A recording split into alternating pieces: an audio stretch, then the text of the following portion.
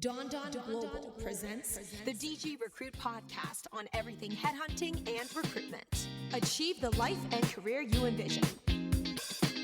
What's up, game changers? It's your host, Don, founder of Don Global, the headhunting and career coaching company helping you achieve the life and career you envision. In this DG Recruit podcast episode, I'm going to go over the top 5 qualities that determine if you are in a desirable recruitment niche. Recruitment niches are critical because it's not something that you have control over 9 times out of 10, in the sense that you are assigned a niche when you start your career at a recruitment firm. Similar to my personal experience, I did not get to choose where I wanted to recruit or what I wanted to recruit. I was told, hey, Don, you're going to be building out regulatory writing. And I was like, what's that? And they're like, you're going to find out. So that's how most people in the industry are introduced to recruiting. Now, there are some people that, for instance, come from a legal background or an accountant's background, and they logically are recruited by the recruiting agencies that they happen to be speaking with to go and recruit for that space. That's a unique situation. That's not the case for the majority of people coming into recruiting. The majority of people entering recruiting have no professional expertise or very limited scope of professional expertise. And they're not going to be recruiting for the space that they have their knowledge in. Like, I studied finance. I had some finance internships. I started recruiting for the life sciences pharmaceutical industry. It's not correlated or connected at all, unless you purposefully decided to go after a certain niche. So let's say you study finance in college and you love finance and you're like, I want to do recruiting for finance. I'm going to get a finance recruiting job. That's potentially possible. But again, that's not the norm. The norm is most people get sucked into recruiting by accident, get sold into recruiting, get recruited into recruiting by an internal recruiter. They join a recruiting agency and the company's like, hey, guess what? You're going to be recruiting for admin assistants today. Or, hey, guess what? You're going to be recruiting for traveling nurses today. Or, hey, guess what? You're going to be recruiting for, manufacturing engineers today. That's how the majority of people get started in this business. So when you get some experience in recruiting, it's time to take a step back. Taking a step back is really useful because you need to think to yourself, am I situated for success? Do I really want to be recruiting admin assistants for the rest of my life? Do I really want to be recruiting engineers for the rest of my life? You need to start questioning what role you're recruiting for at a certain point in your career, because just like any other career, you have to strategically think, is this really setting me up to become a millionaire soon? Because I can tell you, if I was not recruiting for what I was recruiting for at the time, I don't know what would have happened. Honestly, I can't tell you, because it's like the butterfly effect. I can't tell you if I would have fallen in love with recruiting had I been assigned to a crappy niche. I don't know if I would have the perseverance to really feel that way. I don't know. But I can tell you that I was lucky as heck. And my first 3 years were spent in a recruitment market that I absolutely fell in love with and thought was phenomenal in terms of building my net worth, leveraging that particular market. So without further ado, let's go into the 5 qualities that really solid and good recruitment niches have. So the first one, and it's a pretty obvious one, is high fee values. Now, I don't know about you, but I got into recruiting because recruiting is a sales job. That's what it was marketed as. Make no mistake, it is not some sort of kumbaya, oh, I'm going to help Joe Schmo who's down on their luck find a job. That's not what recruiting is. Recruiting, in the way that I'm talking about it, is what's called direct hire headhunting. Headhunting is like you're working as a headhunter. You're servicing a niche that doesn't need you. You're forcing yourself within the niche to make yourself matter. And now you're going after top companies that really need a very specific niche, and you're filling that talent gap. So now, obviously, since we're working on a commissionary basis, you are on a low base salary and you are earning a high commission. I'm not talking about HR jobs. I'm not talking about talent advisors. I'm not talking about sourcers. I'm not talking about internal recruitment, corporate recruitment. I'm talking about agency recruitment. And as a headhunter on a full desk running a permanent direct hire practice, your fee values really freaking matter, because the effort that goes into each search is high. The effort that goes into every search is high. So if my client percentages are low, as in 10 to 15 to 20%, that sucks. That hits my deal value. Not only does the percentage matter, the salary, the compensation matters. If I'm placing a candidate at $50,000 at 20% fees, that's a $10K fee. Compared to if I'm servicing a client and a clientele at $150,000 at a 25% fee, we are talking apples and oranges here. So what I really get concerned about, frankly, is as a recruiter for recruiters on the agency side, I'll talk to some recruiters and they don't even think about this. They don't even think about how badly their deal value is hurting their ability to make a living. They're just like, oh, I recruit for admin people. Yeah, what's your average deal size? 15 to 20,000. That's not phenomenal. That's not great, right? Your volume then, if you want to be a 500K biller, has to be super high. I mean, you gotta have to do a lot of deals to do 500K in production if your average deal size is 20 grand. You know, it's exhausting. And when you work for somebody else, do not forget that your company takes at least half of your production value. So deal size matters. That's the point. Your deal size matters a lot more than you think. And if you're in a market where every single deal is at less than, I would say, $30,000. If your average deal size is less than $30,000, that is a humongous issue over the long term. Because if you work for someone else and you're giving away 50% of your commission and every deal is less than $30,000, it's going to be really hard for you to bill over $500,000. It's going to be really hard for you to bill over $700,000. And in general, it's going to be hard for you to make money, point blank. And it's going to be very demotivating because if you have a dropper, your whole day's off, right? So high fee values is critical. My average deal size in my market in 2011, so this is pre-inflation on salaries. Today, it's even better. Back in my day, the salaries in my market, regulatory writing market, hovered around 120 to 220. And I would get about 25% on average on those deal sizes. So your average deal size is at least 35, 40. Every year it's actually going up because you're getting more senior director jobs. You're getting more director level jobs, right? So that market was a very good market. It hits the point that I'm trying to make here, which is you want your deal sizes to be at least 30,000. It was not uncommon for me to have a 100K month. It was not, my biggest month was $227,000 in starters, 6 placements, 227 in starters. So that's pretty good deal size, right? We're talking more than 30,000 per deal. And that was a $60,000 commission check. And that was a crappy commission schedule. At most other companies, I would have got 120K for that, right? So again, your deal values really matter. Then I started doing executive search. Executive search, my deal values were even more insane. My average deals started to be $90,000 and $100,000. That became the new normal. So you see, high deal value is critical. Now, obviously, what I do now, I recruit recruiters. My deal sizes are very small, but I run my own recruitment firm. So I have a totally different setup, and it's a totally different market. But it is a negative in the sense that what I used to do actually paid a lot more. It just wasn't my passion. At the end of the day, I'm not hugely interested in placing life sciences people. Whereas ironically, I actually give a crap about placing recruiters and caring about my recruitment community. So that's the difference, is high fee values really matter. Number 2, you want to work in a niche where it is candidate dry. You do not want to work in a niche that is client controlled. And the reason for that is that your need, like the need for you as a headhunter, dictates how much market opportunity there is. So if the clients don't really need you and they can find candidates on their own, then how are you going to become a millionaire, right? Like, how are you going to get there? If there is physically no market commercial need for you because the clients can sort it out on their own and find their own candidates, then why do you need to exist? You don't. Like, that is a bad market to be in. It's a bad market to force yourself into. You want to be in a market where there's 10 jobs for every candidate. And every candidate is extremely hard to find.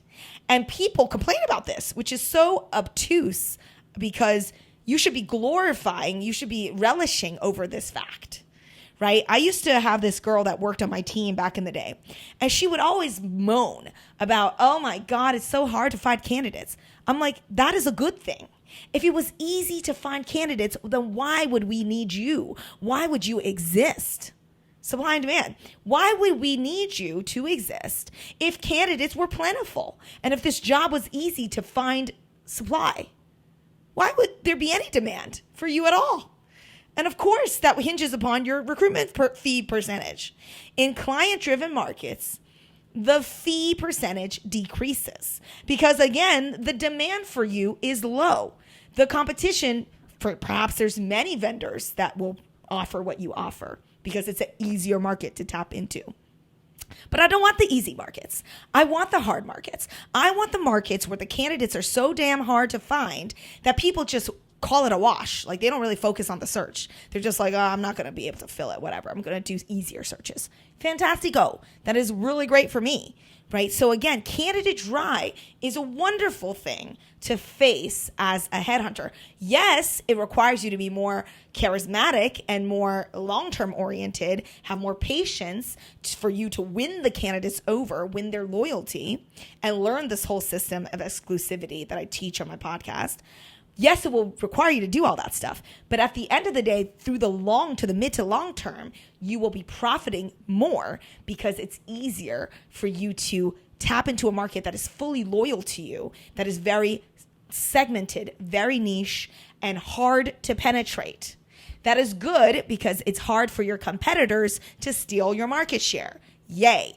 Monopoly, as I've always said, is the name of the game in recruitment. There's no point playing this game if you cannot monopolize the market. There is no point. You're always going to be scrounging around. You want to dominate the market. That's the whole point of setting up a business that succeeds, is over time, you dominate it and it becomes your fiefdom. Everyone's just living in it. That is the goal here. So candidate dry markets are fantastic. If your candidates are paranoid, even better. Your candidates are paranoid. They don't like talking to the run-of-the-mill recruiter. Fantastic. I don't want you talking to the run-of-the-mill recruiter. I want you to talk to me. So candidate paranoia is a fantastic characteristic. Again, it follows candidate dry. Because what happens in candidate dry markets is these candidates are pummeled. They're pummeled with bad recruiters because everybody wants to make the fee because it's hard to find the candidate. But those people suck and they give up. They don't have the perseverance to really build those relationships long term and to go through all the hurdles that the candidate community is putting against them. So if you are willing to put up with the candidate community's paranoia, with their fear of you, if you are willing to crack open that network, you will reap the rewards of the spoils. Okay, so that's really important. Is candidate dry markets are fantastic. The minute I hear, oh, you're going to have to go up for a bid, or, oh, there are a number of agencies working on this, I'm like, well, I know that I'm the best at this space and I'm going to dominate this harder than all those other people. And I guarantee you those agencies are not going to be able to deliver because I have all the supply. I have the supply of talent. If I have the supply of talent, I have a monopoly. And there's no way that you could take the monopoly because that's my supply, right? So that's the idea. Monopoly is so key to winning in a recruitment market. And again, client-driven markets, no thank you. I will not work any client-driven market. I'll tell you that. Like, I do not want a client lording over me.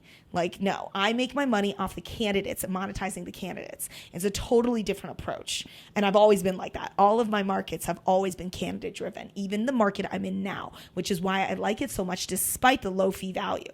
Rec-to-rec market is all candidate-driven. Completely candidate driven. Clients have really no power in this market. It's all about candidates. And the reason is because the candidates have all the say-so. The candidates get to control their destiny, where they want to work. And that is a person that I align with and I represent, right? My clients are just the ones that end up paying the fee, but the candidate is the person that I'm honestly servicing at the end of the day, because they're going to choose. They're going to choose a client any which way. It could either be one of mine or one of their own choosing. So it's in my client's best interest to work in the best way possible to win the candidate community over. So that's always been the same in every single market I've worked in, is high degree of candidate power. Number 3 is I like the obscure and weird markets. The weirder, the more niche, the more obscure, the better. I don't like generic things. I don't like easily accessible markets because, again, it hinges upon this idea of client-driven.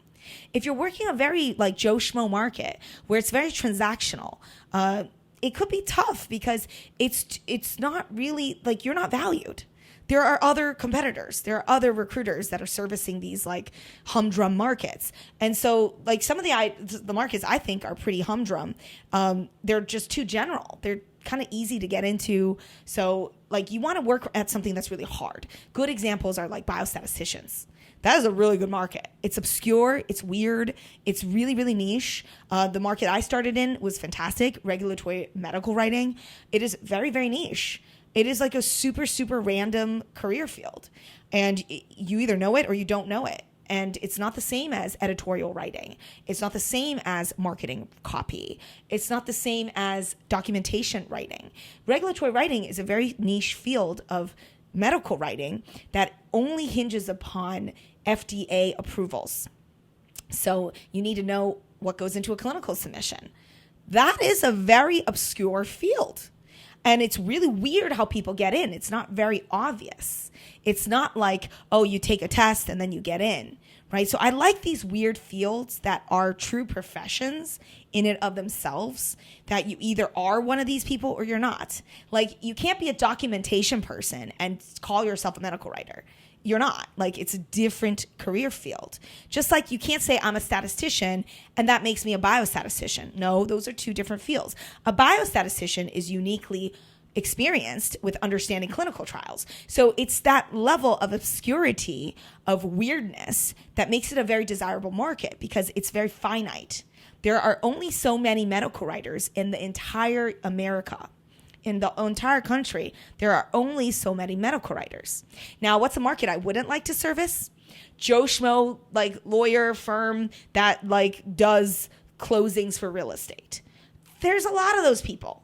It's a very fragmented market.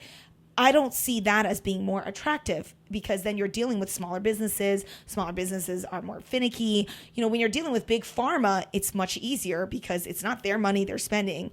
It's the company's money, right? So there's so many different things that I think make a market good. And these are just some things to think about. The more general a market is, the less desirable it is because it's just not that special. And if it's not that special, then why do we need you? Where is your monetizable opportunity if you're just servicing a humongous Walmart of a market, a whale of a market that nobody cares who you are? It's too big. So I like obscure, weird niches. And that's why in my business now, DG Recruit, this is a great example. I don't service TA people. I don't service HR people. I don't service internal recruiters. That's not my market. I don't service operations people. I don't service talent sourcers who work at Joe Schmo, like internal function. I don't service trainers. I don't service support functions. I only service producers. That's it. I only service agency side producers within the large scheme of things. I don't even service managers. Managers are not necessary. They don't bring in the money. They just sit there and they collect a little percentage of their team's production. We don't need those people, right? My clients don't need those people. Those people are not making money for my clients. So you need to know your niche within your niche. Like, what is your actual niche? So my niche is so darn small. Like, I don't talk to people who only know how to recruit, who don't know how to sell. That person is not turning over this year. That person is not monetizable this year. There is no need for split desk recruiters this year. The market is down this year. We don't need those folks. Last year, maybe you could get away with some of that, but this year you cannot. Right? So every year, the market always shifts a little to who is the real cash cow. And the real cash cow in agency recruiting always is the sales leaders. Always is the people who are engaged in client interaction, client development, pulling in new clients, managing new clients, bringing in the bacon, so to speak. Recruiting is the easy part. I can teach a college kid how to recruit all day long. This is not an obscure, hard, weird skill. What is an obscure, hard, weird skill in agency recruiting is understanding how to break into an account, walk into Celgene and Bristol Myers Squibb and break open that key namesake account that's the career building account. That is a weird niche skill. And not everyone has the balls and the ability and the courage to do that, or the talent or the charisma to get to that level, right? That's the hard part. That's what everyone's looking for, is that person who can waltz into a room and just get any client signed up. That is the weird niche skill in our market. It's not calling candidates going, oh, how much are you making this year? What would you like to do next? That's not hard. That's not a hard conversation to have. The hard conversation is to say, this is why you should use our agency versus Joe Schmo other agency, and this is why we're a better recruitment firm. That's the harder part. And here's why you need to pay me retained. That's the weird niche skill that is the foundation of my market that I recruit for now.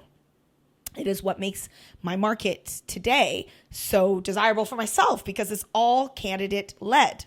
There are very few candidates that can do this. So the candidates that can do it, I can align with them and represent them properly. All right.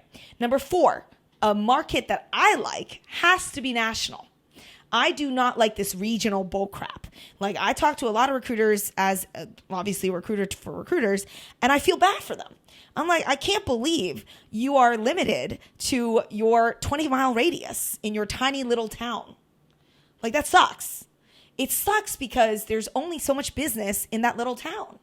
And so what happens is this recruiter no longer is vertically aligned. And what I mean by that is they're not recruiting for a specific specialism. They're recruiting horizontally, as in, oh, we have a key client in my little town, and this key client wants an admin assistant today, so I got to go do that. Oh, this key client tomorrow wants a operations guy or gal. Oh, I got to do that for my client now. You end up just being no better than an internal recruiter. It's like, how are you going to get economies of scale if you are recruiting horizontally? You're not. You need to be vertically aligned, as in, I want to only do high-level medical writers, and I'm going to do it for the state of Jersey, for the state of Massachusetts, for the state of North Carolina, for the state of Chicago. You can do it all. I was doing deals in every single major pharmaceutical hub because that's where the business is. Why should I be relegated and limited to only servicing a specific area? There's only so many deals to be had that year. There's only so much hiring in that space at that time. I don't really like that. Instead, I'd like to control the whole country. And when you control the whole country, what else can you do? We live in the United States of America. This is a big country. And what can you do? You can relocate people. That's another piece of my business that I had that other competitors just did not have because they were regional. They're like, well, I only do recruiting in Massachusetts. Well, yeah, well, then no shit. You can't get a candidate from Massachusetts to go down to Jersey, can you? Like, you only do Massachusetts. So you wouldn't know the guy or gal living in Texas who wants to move to Massachusetts because you don't have a connection in Houston, whereas I do. I got candidates in every single area code. So again, national is key for me. And a lot of top billers who run $700,000 to $800,000 to $900,000 desks by themselves, they don't need to work on other people's racks. Those people tend to have national recruitment. They don't tend to just do one little geographic space, right? So this national element is something I think is very important to look at from a desirability perspective, because it also widens you up. God forbid a certain geography suffers. Now, I don't know if that's the case, but some markets might be geographically impacted, right? So you want to diversify your clientele and your candidate quantity. You don't just want to be like, oh, all we do is this little city in this one state. It's like, I don't know. I just don't like that. That's just because of the way I was raised. I was raised to be national. I was doing deals across the country from day one. Because in New York City, there are no pharmaceutical companies other than Pfizer. So I'm based in New York City. Guess where I'm going to go to find clients? Jersey. I'm going to go to Massachusetts, Cambridge. I'm going to go to RTP, Research Triangle Park. Those are where the clients are. I'm going to go to Chicago, Takeda, AbbVie, right? So again, this is all dependent on the market you're working on, and you need to understand the dynamics of your market and advocate for yourself. Because my boss said, Don, you're going to have to give up your market for Chicago. I said, there's no space for anybody else. There's only space for me. I'm the big head honcho. Like there's nobody else. Like you can hire another person in Chicago to try to build out Chicago, but I already got all those clients. I'm the one that broke all those accounts. So I'm the one that's going to service them, right? You don't need 30 people to recruit medical writers in this country. You only need one. And that person's going to be me. I'm going to do it all over the country. And that's how I can bill $740,000 in my third year of recruiting by myself, on my own clients and on my own candidates, because there wasn't enough to go around. It's just like there's only so much finite candidate movement in a niche market. There are only so much. There are only so many people. There are no extras. You can hire 20 recruiters. It won't make a goddamn difference because there's only so few people doing the damn job, which is the way I like it. Makes my job easy because then I just have to call those people every single month. And it's not a humongous, unmanageable list. That's actually a very manageable list because you end up having a very small practice that is very high value, that is very low maintenance. This is kind of the dream. The dream is not to exhaust ourselves and work ourselves every single year to oblivion. The dream is to have residual income from building a market that you're dominant in so that you don't have to reinvent the wheel every single year. That is the point of running a business, not hustling all day, right? Like I'm a hustler, but I don't want to hustle all day. Year 3, I was kicking back, just chilling because I knew every single person in my key market. And that's the point, is that you get to a point of monopolization where you literally know everybody and everything. That's when you know you've truly made it, truly, truly made it. The last piece that I think is interesting in terms of looking at a desirable recruitment niche is that it has to be somewhat work from home friendly. As you've seen with COVID, that destroyed a lot of markets. A lot of markets just shut down completely because those jobs were not functionable without being physically present. There are jobs now that you can be remote. The remote element is very much alive in many career fields. I would say regulatory writing is probably one of those fields, right? So those markets are resilient because you have ability to work on-site as well as off-site, which make it a good recruitment market because it means that in another epidemic, God hope that it won't happen again, another pandemic situation, your hiring is not going to shut down to zero. There's still going to be remote needs like my market now. My market now, recruiting for agency recruiters, I have a good crew of clients who don't mind if my candidates are remote. They don't mind. Or there's a hybrid schedule. Fine. Recruiting is one of these career fields. It hits this quality, which means that I can still do deals if the pandemic happens again because good people want to hire top billers. Good companies want to hire top billers. Whether or not there's a pandemic raging, they'll still pay me a fee to find a top biller, right? Because a top biller can live in Ohio somewhere or live in Alaska for all you care. If they're billing $1 million, nobody really cares where they live. If they have a niche market and they're killing it and they're just doing a bunch of deals every day, clients don't rightly care where this person is based out of. So my job now, my market now is very much resilient because there is a work from home component that is totally kosher and all right to move forward with. So these are the 5 qualities, again, that I think are really important for recruitment niches to have to be desirable. And so make sure to actually sit down and look at your market, look at your situation. If you are 1 or 2 years into your recruiting career, you have a choice to switch markets. You absolutely have. I've switched markets 3 times. You can switch markets however you want. You don't have, just because you started off recruiting regulatory writers or you started off recruiting admin assistants or you started off recruiting travel nurses, doesn't mean you have to do that for the rest of your life. You either want to do it or you don't. And this is how you manage your own career, is that you can change what you recruit for. You don't always have to do the same thing. Pick what's best for you that suits your needs and figure out, okay, this is why I'm doing what I'm doing and I'm motivated by it, right? So my pivot recently in the last 5 years to set up DG Recruit, well, I'm saying recently because it still feels recent, but it's been 5 years. Why did I start recruiting for agency recruiters, even though the fee value was 1/5 of what I'm used to? It's because I care about this market. And that's one last thing that's outside of all the objectively good qualities that a good recruitment market has to have, is the subjective quality. Is, do you genuinely enjoy what you recruit for? At a certain point in your recruiting career, you will get to that level where your desire exceeds money. And that's where I got to, where my desire to do my job exceeds money. Because if I was just making a money play, I just do executive search for life sciences. I did it before. I did 600 plus in my first year doing it with zero support. I could do that again. That was me working half-assed because I knew I was going to quit. I knew I was going to quit my recruiting job because I was like, I'm not going to work here. I'm not going to bring in more accounts. I'm not going to do them that favor. You know what I mean? I got to that level where I was like self-sabotaging almost. I was like, I just need to make 200 grand. I'm bouncing. I'm not making this company a cent more than they deserve. That's kind of where I got to at the end of my recruitment career as an employee. So when I reset, I said to myself, what is the recruitment market I want to serve? And Rec to Rec came to me very faithfully because a friend recommended it to me. But once she told me, I was like, light bulb moment, boom, yes, this is my passion. And I knew that because I love this industry so much. It changed my life. It gave me everything. This industry, this business, this market, this profession.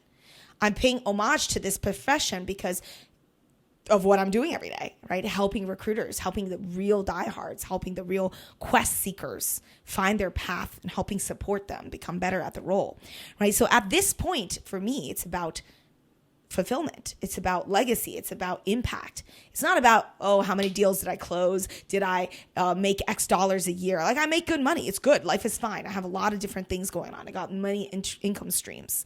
Money is no longer my primary driver.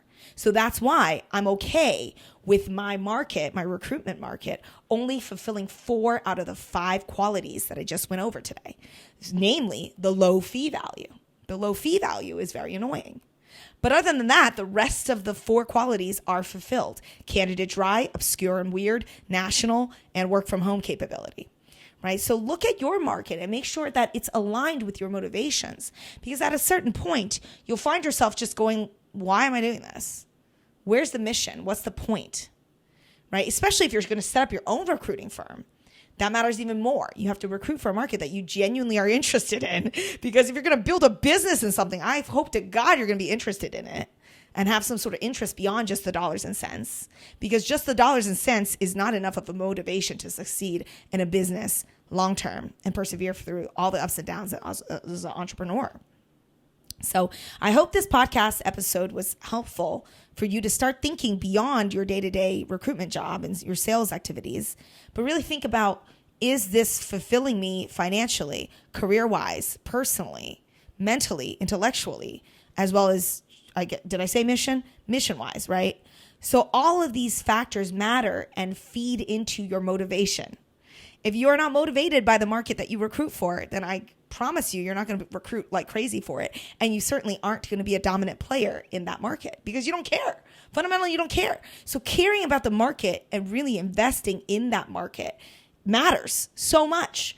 I say it's the linchpin of whether you're or not you're going to make it as a recruitment leader in your space. Is, do you even give a crap about the space that you recruit for? Have you really adopted that identity and that kind of like, I am the regulatory writing expert recruiter? Have you really absorbed that? Or is it just a task that you're tasked with? Because those are 2 very different identities, and that will hinge upon your ability and your motivation to succeed within that space. All right, as always, drop me a review on the DG Recruit podcast if you find the trainings and coachings to be helpful. I definitely do take on one-on-one coaching clients. So if you feel that you would benefit from one-on-one coaching sessions, do message me. You can hit me up on any format you prefer. LinkedIn is probably the fastest way to get a hold of me. And lastly, if you have any feedback, any questions, any additional qualities that you think make a recruitment market very desirable, feel free to drop me a line. Happy to always speak on it and add more content about it. The next podcast will be on tips on your niche and tips on how to manage a niche. And that will be the next podcast coming up. Till then, best of luck with everything. Hope your business continues to thrive.